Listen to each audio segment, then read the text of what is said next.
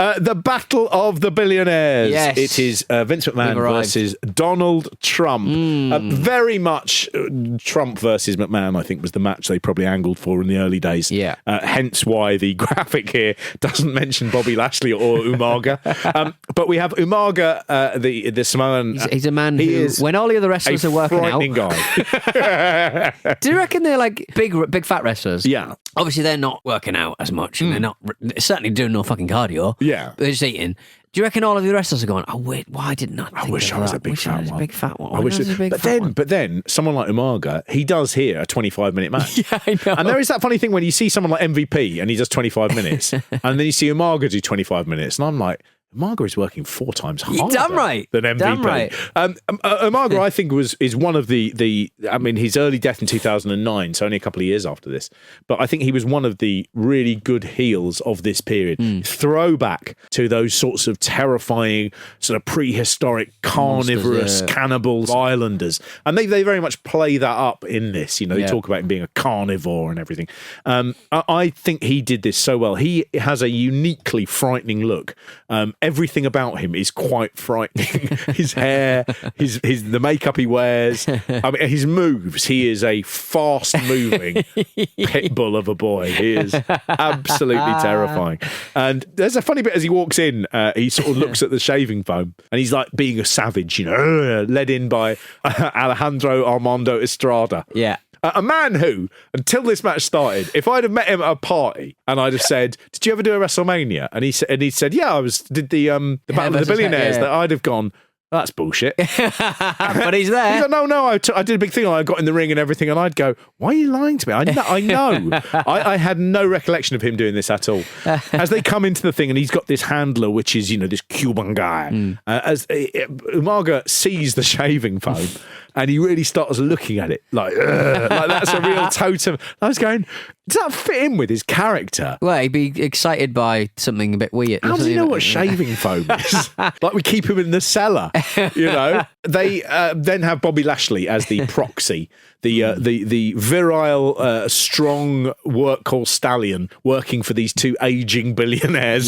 who are literally unable to perform. Out they come. And my favourite bit on this, by the way, just before it starts, they go to the Wild Hogs premiere.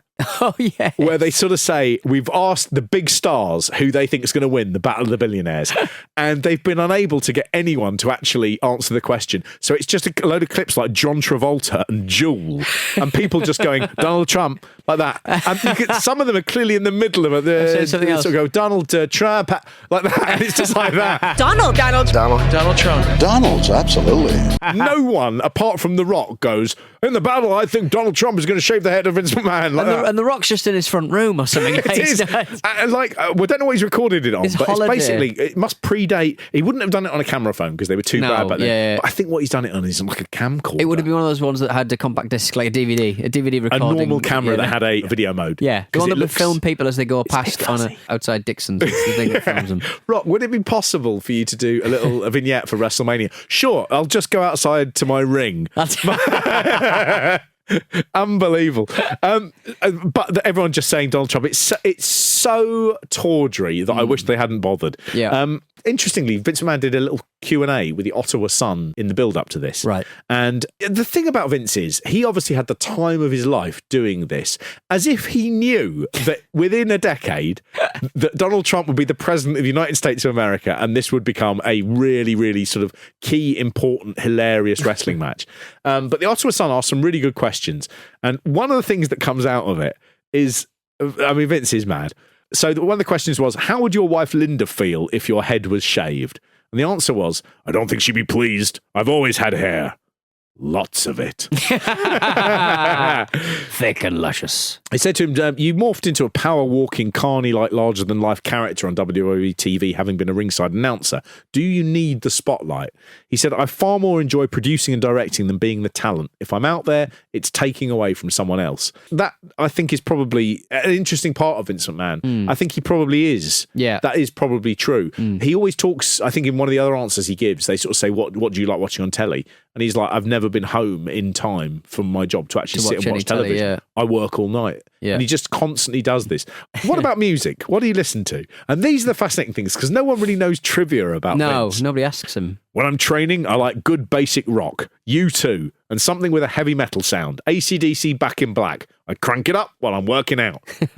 This is the man, by the way, who didn't know who Metallica were. Right. And then they said to him, and this is absolutely, I think, everything you need to know about Vince McMahon in this one answer. And it's just a sort of throwaway question. They say, do you set any limits on what you might do? And he just responds, there's absolutely nothing I wouldn't do for the business. And I think that's absolutely true. He's a sort of kind of like really rich man who probably isn't respected by other rich men. Massively. Because of how he's made his money. Massively. And you can see that with Donald Trump, he is also wrongly sort of believing that he's with this self-made man. What Trump is, of course, is Trump is someone who real rich people don't really want to associate with. No. And you've got the same with Vince McMahon. He's talked about it a couple of times, I think, about when he's moved to Greenwich, that the neighbours were very snooty, about him and the job that he did and everything. He is a legitimate billionaire. Yeah. And you don't like the way he's made his money. It's a little bit like being, in charge of Sports Direct, or Weatherspoons or whatever it is. People are a bit sniffy about it. Vince McMahon is one of the very few self-made billionaires I think that you'd meet of his generation. He's, a remarkable man. He is having the time of his life doing this because he is with another billionaire. Yeah. And that is giving him the rub as well. It's just McMahon. I know people hate him, but I do like his tomfoolery in this. Oh, he's great. Very good at it. He's very good at it. How many other people would go as far as he does routinely to just... I mean, his big thing is he doesn't make himself look good. Triple H, for example, when he was in the spotlight, he would always push himself as the hardest, strongest. He was the one that no one could beat. He's the end boss that you cannot best. Vince McMahon is always, I will get my fucking arse handed to me. Yeah. I will get in there. It might take a while, but rest assured, you will see me be absolutely pummeled shitless. And that is exactly what you want in wrestling. He understands the feckless boss. He understands the prick that, everyone's got a boss. We spoke about this, about everyone's got a boss. That's why Stone Cold Steve Austin worked with him, because he's flicking the V's at his boss, because that's what everyone wants to do. Yeah. This match itself as well. I mean, it doesn't put a foot wrong. No. Vince does not let the matches that he's involved in go off the rails. He just absolutely... They are often overbooked, so Shane McMahon comes out. You've got Stone Cold as a ref. There's a lot going on, but it is absolutely pure, fun, carny wrestling at its very best. And with the limited amount that Donald Trump can do, he does. So he attacks Vince McMahon on the thing, which gets an amazing pop. He's there the whole time, just... rattling on, what's that guy doing? How can you let him do that? All he does is say, Bobby, go on, Bobby. That's all he says. He does.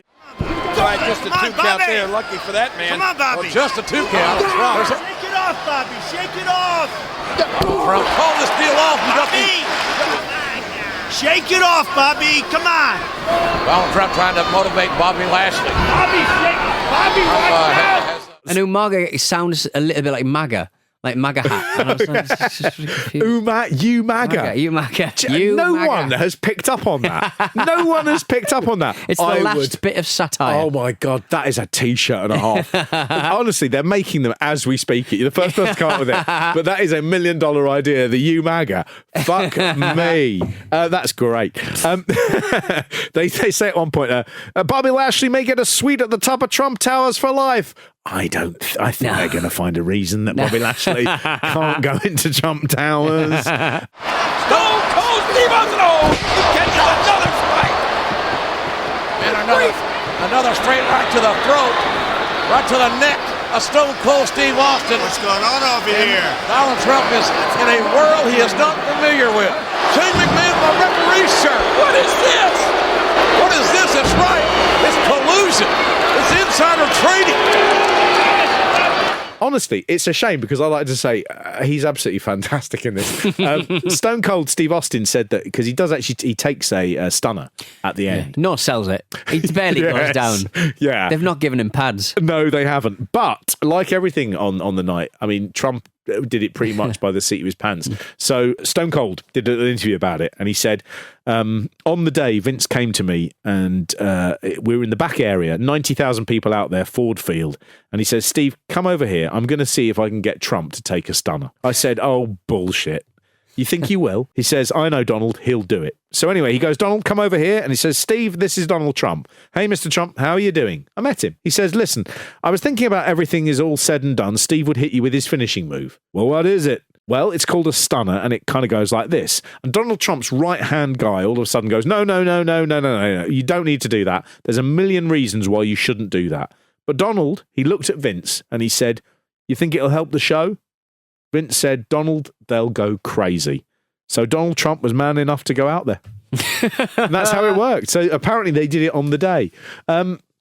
Oddly, Bobby Lashley doesn't get stunned by Stone Cold Steve Austin, which makes him a very rare person to have been in the ring with Stone Cold and not actually get stunned. But he said when Trump got stunned, nobody had actually told him that that Trump was going to be stunned. Yeah. And so he said, I didn't really know what to do, whether or not I should sort of go, do I attack Steve Austin? Because that's supposed to be like the bloke I'm working with. Yeah. I just love the fact they don't tell anyone anything. It's really sort of like throwing it by things. And Vince ends up having his hair shaved. Again, you say a lot about Donald Trump. You can say a lot about Donald Trump. He is the only person in the history of wrestling who has been able to literally shave a man's head in a hair versus hair match.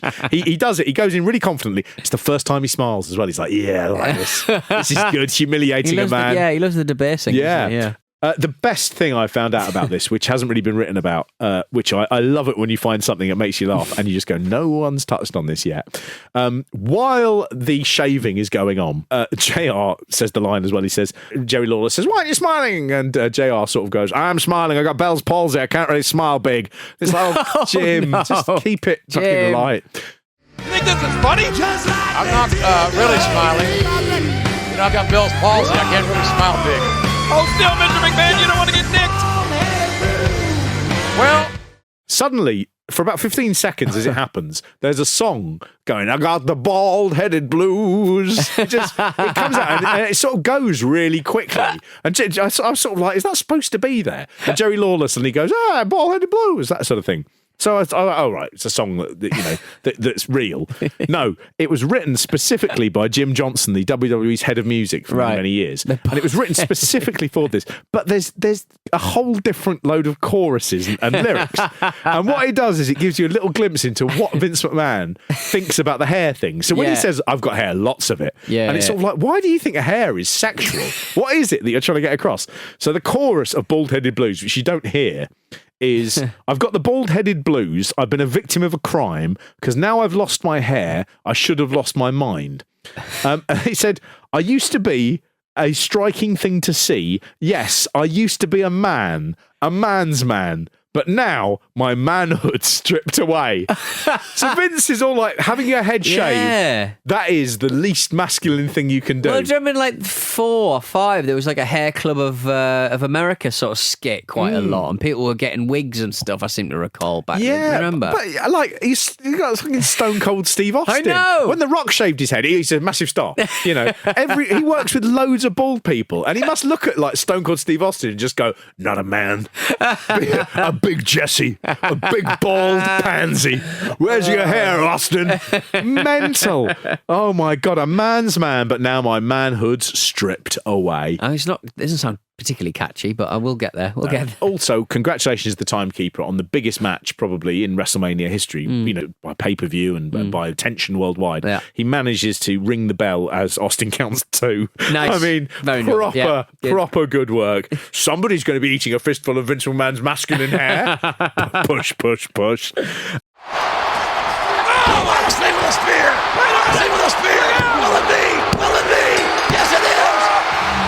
Lashley wins! Lashley wins! The other thing that happens here is that you begin to see sort of more interesting relationships between Trump and the McMahons. So with this appearance and a Raw a little bit later in 2009, the WWE end up paying Trump $5 million. So he gets $4 million for this WrestleMania and some of the build-up performances he's done. And that gets paid to his charity, the Donald J. Trump Foundation. Now, you might have heard of the Donald J. Trump Foundation because it was his private charity that he founded and operated from 1988 until it was dissolved by a court in 2019. Yeah. So he had this charitable foundation that was used to, on a couple of occasions, the money went to settle his personal or business legal disputes. On 3 occasions, he used the money to purchase artist portraits of himself. Yeah. There were 2.3 million that he'd asked people to pay into the foundation for work that he'd done. And the foundation meant that he wouldn't be taxed on the income. So the top donors to the Donald J. Trump Foundation from 2004 to 2014 were Vince and Linda McMahon. Really? So they gave $5 million. There is that thing of when Vince McMahon probably does have this chip on his shoulder about being the billionaire the other billionaires think is in some way a little bit greasy, a little bit carny. When you read stuff like that about disgraced charitable organisations that have to be dissolved by courts because they don't seem to be giving any money to charity, and you are the biggest provider of income to that foundation, there's a slight amount of Vince, come on, don't protest too much. You know, it's a little bit eggy. How worried were you when you thought Vince McMahon was dead? Oh man, I was scared to death. If I hadn't seen them pre-tape it where he got in and out of the car, you know. Of course, you're talking about the limo explosion. When we saw that, what kills me is so many people call. I mean, the office next day, like people. I'm not kidding you. Like, and they'd probably be mad at me for saying, like, Trump called and was like, "Did something happen to Vince?" You know, like, did dude, Trump not understand that was a skit? It's the magic of television. You know what I mean?